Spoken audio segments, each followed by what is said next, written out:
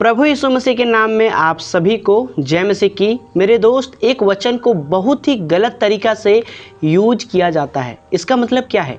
मेरे दोस्त, एक वचन आपने पढ़ा होगा, वो वचन इस प्रकार से है, जो मनुष्य से नहीं हो सकता वो परमेश्वर से हो सकता है। मेरे दोस्त, इस वचन को कहाँ पे इस्तेमाल करना है ये आपको पता होना चाहिए। आखिरकार यीशु मसीह ने इस वचन को कहाँ पे यूज किया था, तो आइए इस वीडियो के द्वारा हम समझते हैं। जैसे कि कोई व्यक्ति कहेगा, मैं बहुत गरीब हूँ प्रभु, मुझे एक गाड़ी दे, लेकिन मेरे पास पैसा नहीं है। लेकिन तू कहता है जो मनुष्य से नहीं हो सकता वो परमेश्वर से हो सकता है। तो क्या ये वचन यहाँ पे फिट बैठता है? क्या किसी गाड़ी को खरीदने के लिए हम इस वचन को परमेश्वर से प्रार्थना में कह सकते हैं? बिल्कुल भी नहीं। ये आपको पता होना चाहिए कि यीशु मसीह ने इस शब्द को कहाँ पे इस्तेमाल किया था। आइए उस वचन को पढ़ते हैं ताकि हम समझ सके अच्छे तरीके से इस वचन को यीशु मसीह ने कहाँ पे इस्तेमाल किया था और हम अपने व्यक्तिगत जीवन में कहाँ पे इस्तेमाल कर सकते हैं। आइए वचन को पढ़ते हैं। लूका रचित सुसमाचार 18 का 24 से पढ़ेंगे। यीशु ने उसे देखकर कहा, धनवानों का परमेश्वर के राज्य में प्रवेश करना कितना कठिन है।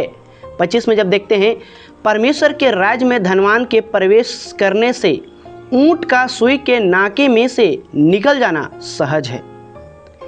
समझ में आ रहा है? यहाँ पे ये वचन धनवानों के विषय कहा जा रहा है। यीशु मसीह कहता है ऊंट जो है, उतना बड़ा ऊंट है, वो एक सुई का छेदा रहता है ना, उसमें से वो पार हो सकता है। पर एक धनवान व्यक्ति परमेश्वर के राज्य में यानी स्वर्ग में वो जा नहीं सकता है। बहुत कठिन है। ये नहीं बोला कि जा नहीं सकता है, बहुत कठिन है। आगे जब हम लोग देखते हैं 26 में, इस पर सुनने वालों ने कहा, तो फिर किसका उद्धार हो सकता है? यहाँ पे वचन उद्धार के विषय कहता है। तो यहाँ पे सुनने वालों ने कहा, सवाल किया, आखिर किसका उद्धार हो सकता है? आपने तो कहा धनवानों का बहुत कठिन है परमेश्वर के राज्य में जाना, यानी उसको उद्धार पाना बहुत ही कठिन है, बहुत ही कठिन है। और जब हम लोग यहाँ देखते हैं तो लोग कहते हैं किसका उद्धार हो सकता है ना? किसका उद्धार हो सकता है? कौन उद्धार पाएगा? आइए देखते हैं।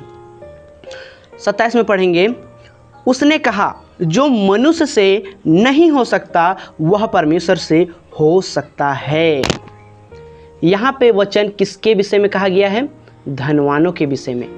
मेरे दोस्त, परमेश्वर ये कहना चाह रहा है, मनुष्य के हाथ में उद्धार नहीं है, परमेश्वर के हाथ में। अगर हम अपना माता पिता या भाई बहन का उद्धार कराना चाहें तो क्या आप करा सकते हैं? बिल्कुल भी नहीं। ये सारा चीज़ परमेश्वर का हाथ में है। इसीलिए तो वचन कहता है जो मनुष्य से नहीं हो सकता वह परमेश्वर से हो सकता है। और इस वचन को मैं कहाँ पे यूज करता हूँ मैं आपको बताना चाहता हूँ। जब मैं सोचता हूँ कि मेरे फैमिली के लोग इतना दारू पीते, इतना पूजा पाठ करते, क्या वो कभी भी यीशु मसीह को ग्रहण करेंगे? मैं ऐसा सोचता हूँ। फिर एक उसी का दूसरी तरफा सोचता हूँ कि जब वो पूजा कर सकता है, जब वो दूसरे देवी देवता को मान सकता है, तो फिर परमेश्वर को क्यों नहीं? क्योंकि परमेश्वर तो सामर्थी है, हाँ, वो तो सच्चा है। फिर परमेश्वर को क्यों नहीं मान सकता है? वो दारू सिगरेट ये सब नशा वाले चीज़ क्यों नहीं छोड़ सकता है? ये गंदी गंदी गालियाँ देना क्यों नहीं छोड़ सकता? वो छोड़ सकता है, क्योंकि यही वचन तो लिखा है, जो मनुष्य से नहीं हो सकता वह परमेश्वर से हो सकता है। और ये वचन उद्धार के विषय में कहा गया है। तो दोस्तों, इस वचन को आप सही तरीके से इस्तेमाल करें, और सिर्फ इसी वचन को नहीं परंतु हर एक वचन जो बाइबल के अंदर लिखा है उसको अच्छे तरीके से देखें और समझें, उसके बाद प्रार्थना में या फिर लोगों के सामने बताएं। उम्मीद करता हूँ आज की इस वीडियो के द्वारा प्रभु आप सभी को आशीष दिए। चलिए आज का वीडियो यहीं तक। प्रभु आप सभी को आशीष दे, आपके बुद्धि और ज्ञान को खोले। आमीन।